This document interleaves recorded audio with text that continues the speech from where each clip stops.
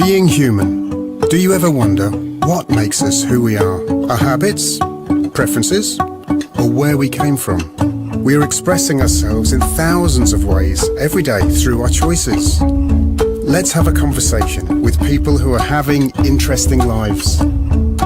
My name is Alun Walker. I'm a doctor of chiropractic and a human being. Welcome to episode 8 of Being Human. I've got a very good friend of mine with me today, Jonny Standing. And Jonny is someone that I met, it would be way back last year for the first time. I met him and his partner, Caroline.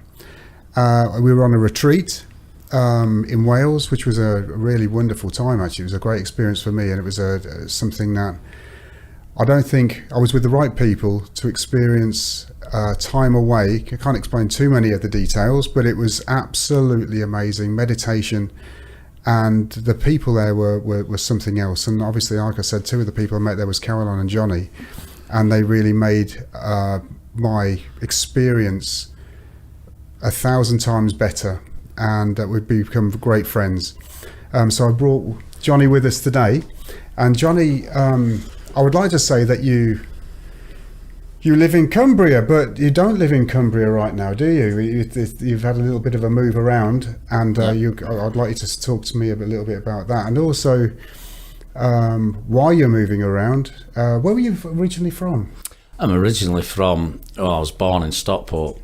I was there for the first 5-6 years of my life. Then we moved to a little place called Hawk Green, which is near Marple, which was a nice little village at the time. And I went to school, in primary school there and secondary school there. Right, okay. You've got brothers and sisters? No, I have 2 stepsisters. I only ever met one of them. The other one I never met. That was on my dad's side. And I don't think they're alive now. So no, I'm pretty much an only child, I think, really. An only child? Yeah, okay. yeah. And do you have any family of your own? I do, yeah. I have a daughter and a son, and my daughter's given us like 3 grandchildren. Oldest is 20, and the other one's 13, the other 11. Yeah. So it's 2 girls and 1 boy.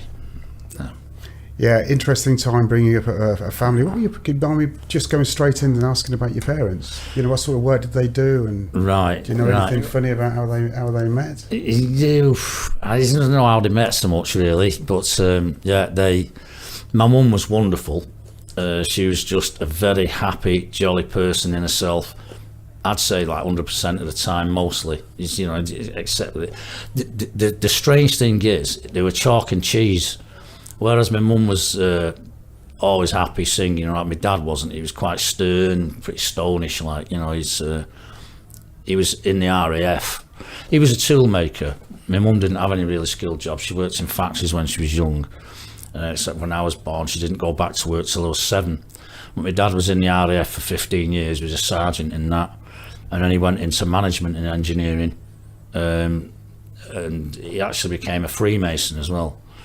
He didn't know much about it. He just liked that idea of dressing up in the suit and having the big shot, sort of playing the big shot. That was what it is, really. Don't blame him. No, he couldn't tell him much about it, even if he wanted to, and he wouldn't. But it wasn't high up in that or anything, you know. Anything like that in you? You know, you. No, nothing like that. I'd steer clear of all of that, I think. Yeah. What sort of things, as you grew up, what sort of things where did you move to? Where did you live? Where did you how many times have you moved around in your early years? Right, like I said, I moved, it was about 5 or 6. I'd done about 6 months in a school in Offerton in Stockport, which I don't remember much of because it was only just a small period of time, but then I moved to Hawk Green and went to an All Saints primary school there, which was pretty cool. I liked the primary school. When you're only young, you don't really think of that much. But when I went to secondary school, it was tough. For one thing, in its 5-year history, it had no girls in it. And in that 5 years, I was in that. And there wasn't many people wearing a uniform past the second year. And it was a lot of greaser types and skinhead type things. It was rough. And the school was... This is like the 80s? No, this is it. I started that one in 1969, and I'd left by the time I was 74. In 1974, right. I was working. So basically, that was it was a tough time. It was just brutal compared to primary school, which I think a lot of people would find it, but this was particularly like that, especially since the teachers caned you a lot as well, which is... I do remember that myself. Yeah, no, we got caned a lot, hands, backside, and straps and things like this. So it was pretty brutal. I didn't learn anything really, other than, I mean, I didn't really revise for English, but I managed to get an O level in English literature and one in language.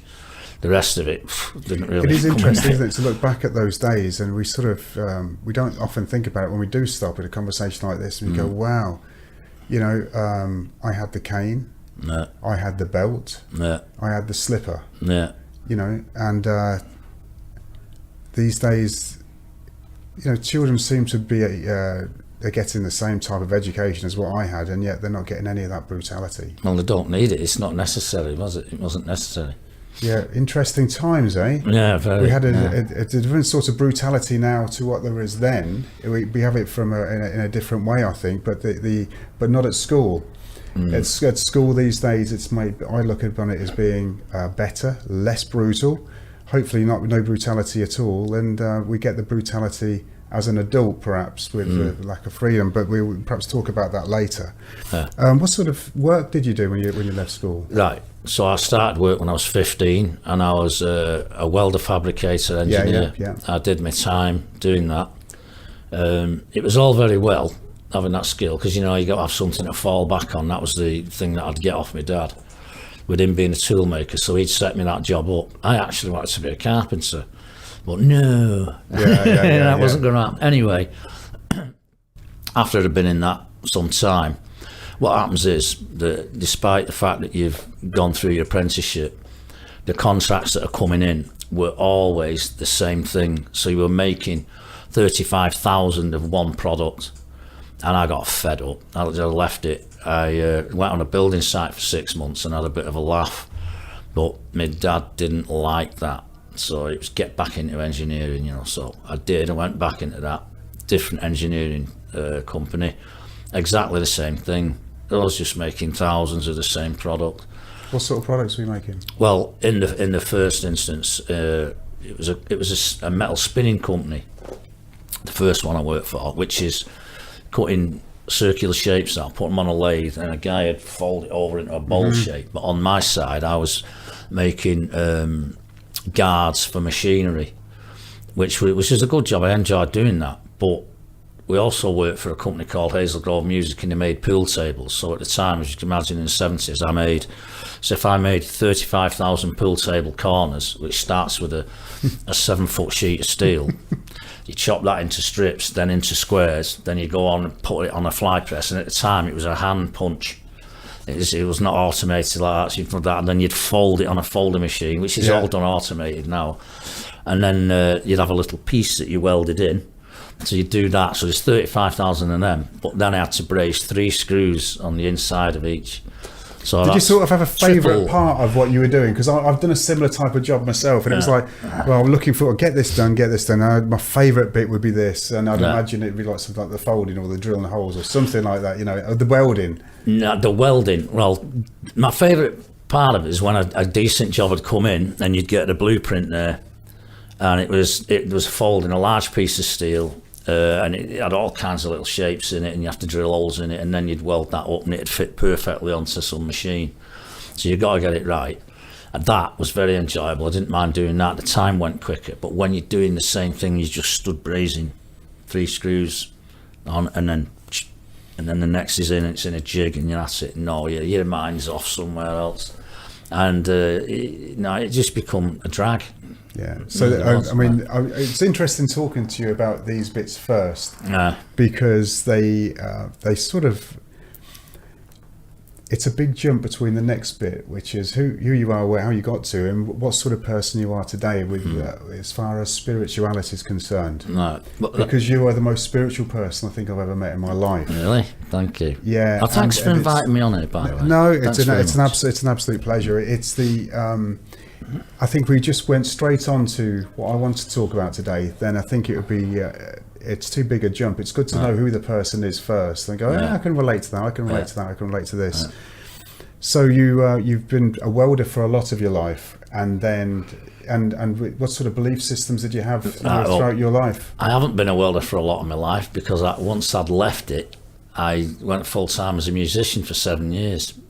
Okay. What sort of things were you playing? I was in rock bands mainly. I was a drummer at the time. I mean, I play guitar now, sing and songwrite things, and I had my own little studio, so we moved. But yeah, that was great fun. It was rather hedonistic at times, but it was good fun. And again, So real rock and roll. oh yeah, real stuff. Yeah. There's some funny stories when you first do it, but later on, that became a drag as well. Because once you've been driving up and down the country in the back of a van or in the front of a van, and you're not getting paid what you think you're going to get paid, it just becomes once things run to a monotonous level. That's it, really. Sounds Time like for most change. people's life, to be honest. Yeah. Time for change. So I moved into landscaping after that, and I've never looked back. Really, I like being outside, and I've also done some roading work as well, which was interesting. Hard work, but great, interesting. So as far as working as a musician and travelling around, what was your belief system during that time? Did you just getting by, or were you first pick up spirituality? When did it start? When did this change for you start? Right, that's a really good question, and I like it because it's really fixed in my mind. I was 22 when suddenly I started asking my questions. Why am I here? What is this all about? What's the meaning of life? All these little questions.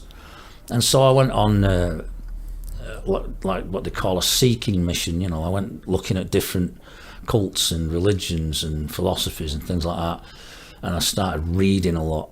But I decided to go inside some of these groups to experience it for real rather than just read up on it, so that I could have the experience of what it was like to be in those groups. So I went into an Hare Krishna thing for a little bit.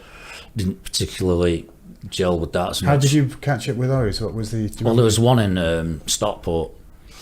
So you just happened to know there was a I just Hare walked Krishna, in, asked them, went to the meeting, started to join in with them a little bit, but wasn't for me. I went to another place called Life Wave, which was Ishtar's Journey to Enlightenment, which was you'd pay £40 for the mantra, then £80 for the second, then 160 for the third, and this went on and on. So the last mantra would make you enlightened, and you'd be coughing up something like £4,000 for it. I didn't get to the 80 quid one before I realised that was just a total rip-off. And I did ask questions, and the silly answers that I got. Like I said, if you really want to help people become spiritual, why aren't you doing it for free? And the answer I got off a so-called enlightened being, which obviously wasn't, was if you need clothes, you've got to go to Marks and Spencer's and buy them. Well, you can clothe yourself in spirituality without having to do all of that or exploit anybody. So, no, I'd stayed away from anyone that was going to exploit others. So in the end... Hasn't the church been doing that? Well, well, I could go on forever about that because the Bible was one of the big ones. I went into a lot of Christian groups and I studied the Bible inside and out. Well, I thought I had, but there are hidden codes in that thing. And I have a really, really good friend that I work with now, doing a podcast of our own. Who's that? Who are you doing that with? Carly Spell. Yeah. And she's an ex-lawyer, and she teaches the law, but the legalese language and the root meaning of it and the etymology and things. And she really knows her onions. She does well, but she also likes the spiritual side of life. And we both do a podcast together, which is trying to pull at the thread or the fabric of a lot of these things, because there's a lot of spiritual knowledge or esoteric knowledge, which means secret, really basic secret knowledge. Now, we're not saying we know anything, but we do speculate on it, and we allow people to say whatever they like without making any judgment of it. Yeah, absolutely. Yeah, that's it. But and some of the things that the way people conduct their lives as a spiritual human or a person is quite remarkable. I have met, on the other hand, people who class themselves as spiritual as being kind of like, I wouldn't say, I don't want to sound too judgy, but they're judging themselves. They tend to have an air of superiority about them when it comes to something spiritual. I can spot that easily now, quite easily. So, only based upon experience. Yes, yeah. Well, you're not a kid anymore, are you? No, I'm a long chalk off. That's another thing, isn't it? How old are you now? 65. Wow, you look good for 65. I would say that. That's because I love my wife. She's a lot younger than me. Yeah, keeping you young. I like that. I like that. Yes. So the Krishnas, and you went on to another group. What was that group called? Ishvara's Journey to Enlightenment. I went into a few different Christian groups. I'd studies with them and things like that, and read things about it myself. But the one that hit home eventually, by the time I was about 25, was Buddhism. It didn't require any blind faith, and it didn't require any,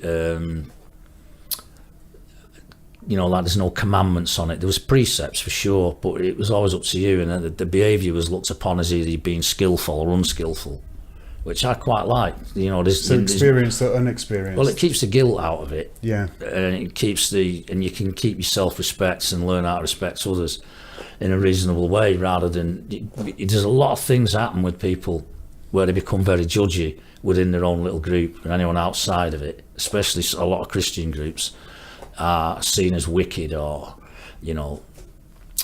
not moral enough to be in that group, if you see what I mean. And how do you sort of live, what does it mean to you to be in your own personal spirituality? How do you live that life? How do you wake up in the morning? What has it done? If we went back last year, how did you live last year, like in this way? Did you work? Well, it was landscaping. I was living in the Lake District.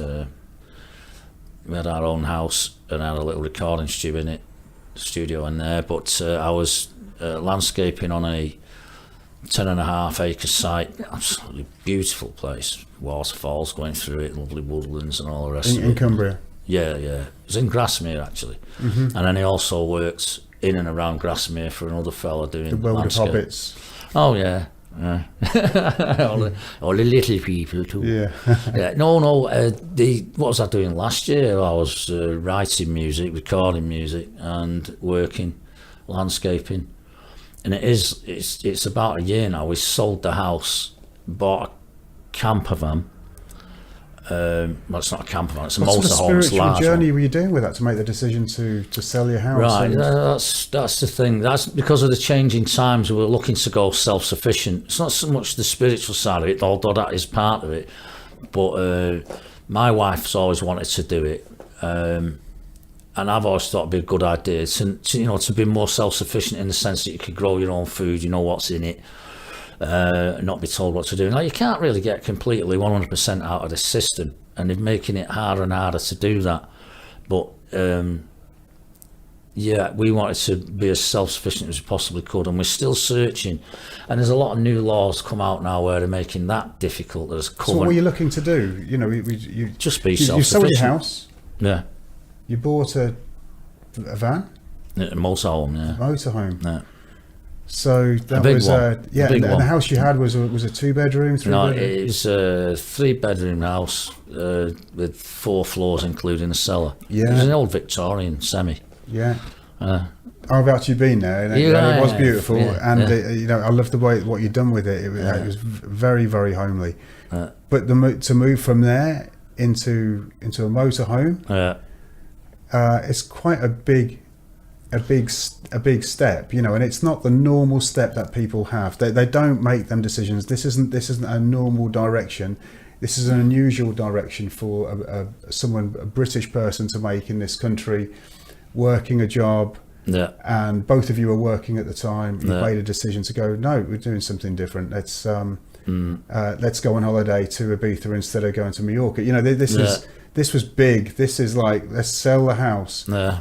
And didn't suddenly take the house back off the market and go, no, that was a bad idea. Sold the house, put the money in the bank, used some of it to buy a motorhome, got rid of all your belongings. No, it's a big deal. It's a huge thing, and I don't know anyone else who's done it. No. You hear about people that do it, but I've never actually met someone until you two. Right.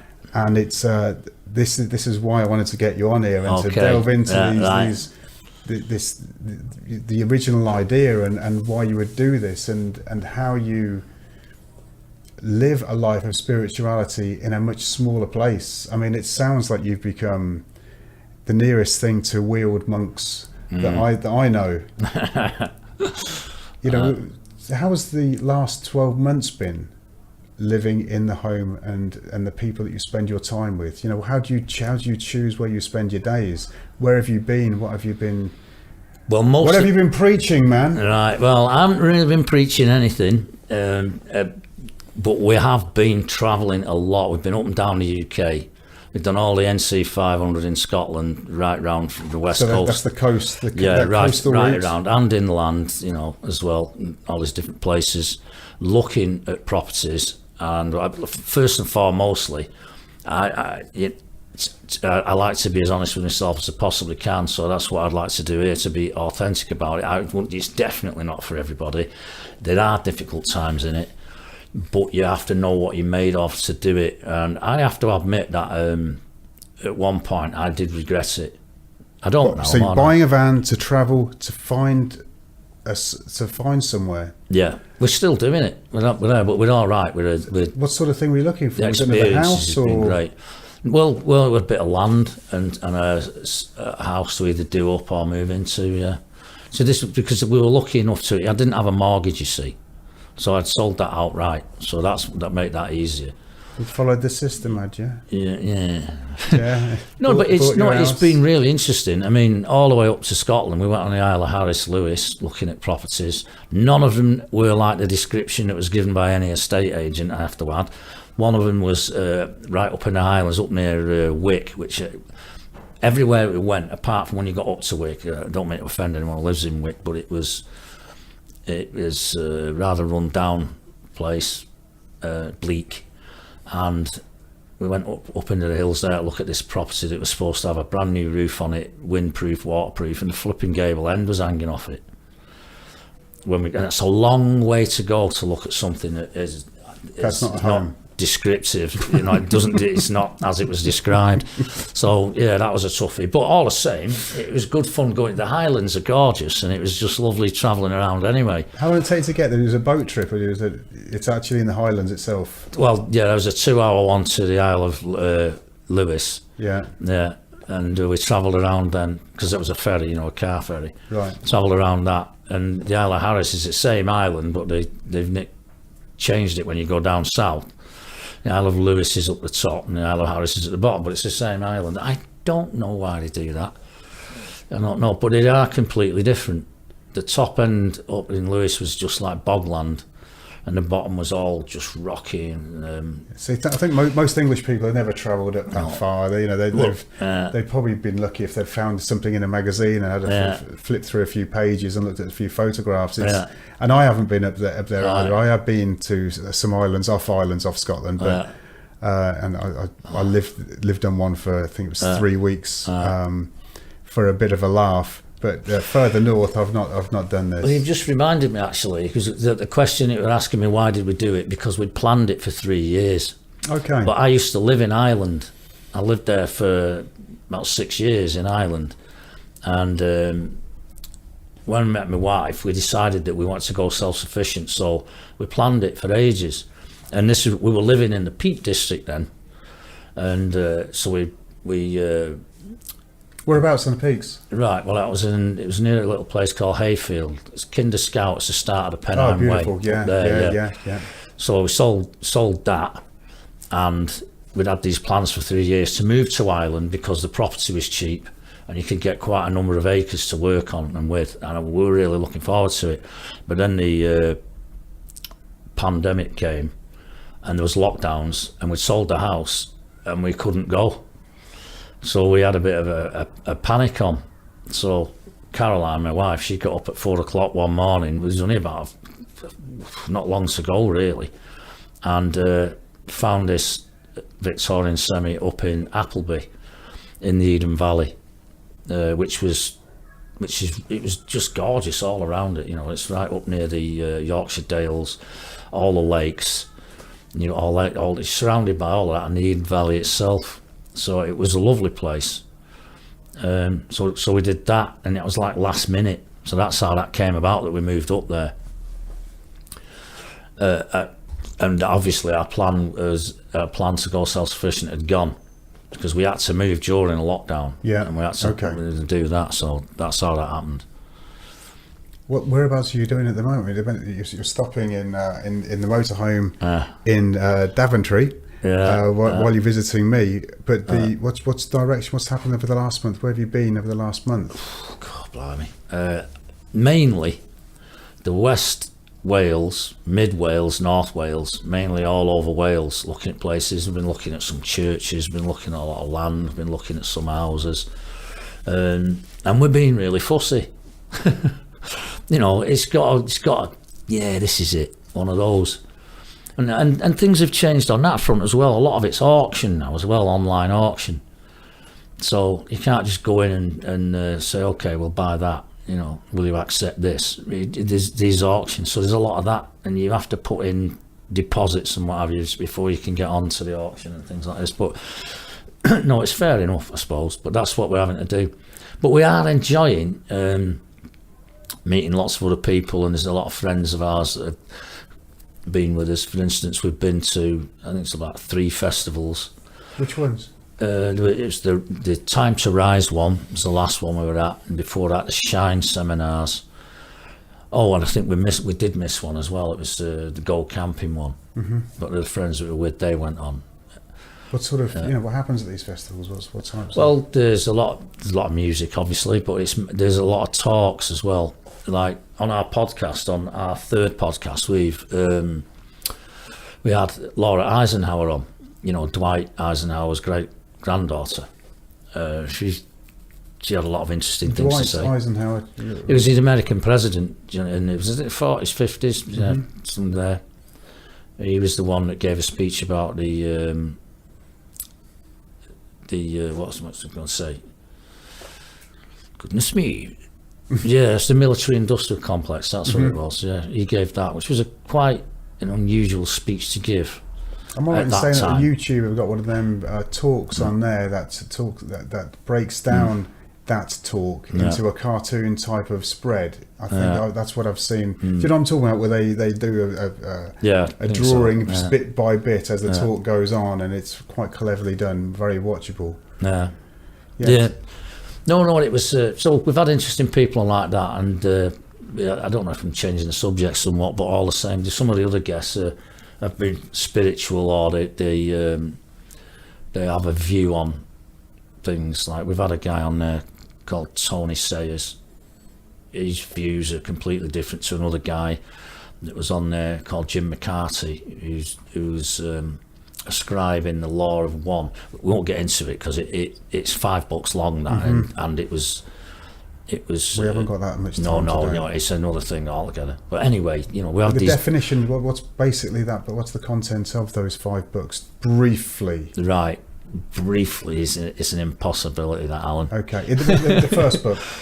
Well, no, it's all 5. It's what it is it was a channeling thing. When as soon as I heard that, I went, oh no, not that, not channeling. I wouldn't follow that. But when I read the material, it was 3 people, and Jim was describing it, and another chap was the questioner, and there was a lady that was being channeled, and it went on over 4 years, and they spoke to what was called a social memory complex of beings that used to live, believe it or not, or they were saying, well, this is going to make people laugh. I know it's 2 billion years ago on Venus when it was an habitable planet. But the social memory complex is what's left. It says that you move up in density as beings in the universe. So, and we're in what's called a 4th density, human beings. Animals are like in a 3rd density, and plants are like a 2nd density. All living beings, because what it's saying is that all life comes from one single source, a creator. And you'll find parallels like this, and so it's experiencing itself subjectively.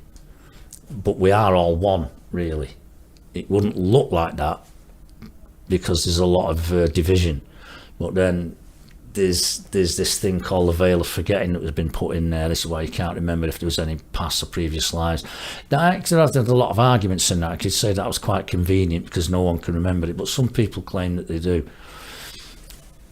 It's not going to be easy for me to just briefly describe a lot of that stuff. I think you've done a good job there, actually. You've done a good job. It's because I wanted to sort of have you open up a little bit about that, because it helps people understand that there is lots of different cultures in this country and in other countries that are following a different path besides the one they're following at the moment, which is waking up with an alarm, grabbing something to eat, getting their kids to school, trying to get to work on time, being told what to do, finishing doing that, moving on to the next thing, which would be probably lunch, back to work, jump in the car, drive home, listen to the radio, and it's a bit of a circle, a bit of a cycle, and I'm not so sure that it's necessarily the right one, and neither am I sure which is the right one at the moment. Right. I just see a lot of people going round that wheel that we're all aware of. This. Well, that description is describing the lifestyle that has been created for you in society, that's come about over many years, and wars being fought to do it. When in my childhood, I had a lot of freedom. There was no cameras, no computers, and no phones, and I could wander miles away from home. I never even heard the word paedophile till I was in my 30s. I didn't even know what one was. Yeah. And then they start putting that into the psyche, because there's a lot of this stuff is not being brought up and comes out of it. But the freedom was incredible, and when you've experienced freedom at that level, and you make a comparison to children that are being brought up now, where they don't even it seems and appears to be free to some degree, but in actual fact, you like you've just described, the 9 to 5, you're getting up, the repetitive cyclic behaviour, where there's no real creativity in it. In order to do it, you have to go and get a degree somewhere. So you've got your schooling, your primary and your secondary school, and then you've got your colleges and your universities, and that is a piece of paper to describe what you do. You've done it yourself, you've had to do it, but in your case, it's service to others. You are benefiting somebody.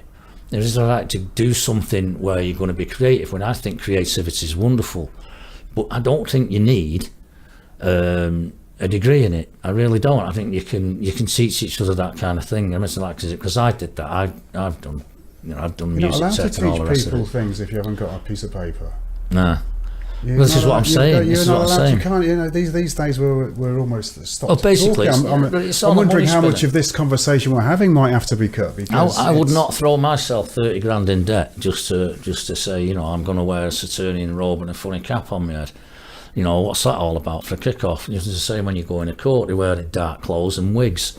I mean, and there's a lot of strange behaviour going on. So it was not before somebody judges somebody else's, maybe their belief system or their lifestyle.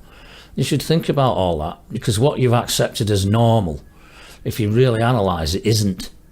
Because basically, at the end of the day, it's a system that is geared on making us all competitive and to get us around to earn the money, and there's not enough room for everybody to go get a bit of paper and do what they want, and you're not brought up in the same conditions in the same environment as everybody else, and so basically you're going to have the have-nots and what have you. And I've always despised the idea of anyone looking down upon anyone else, because I do think that we're all one, I do think that we're all equal, I do think we have inalienable rights, and I do think that we all have those rights to express it.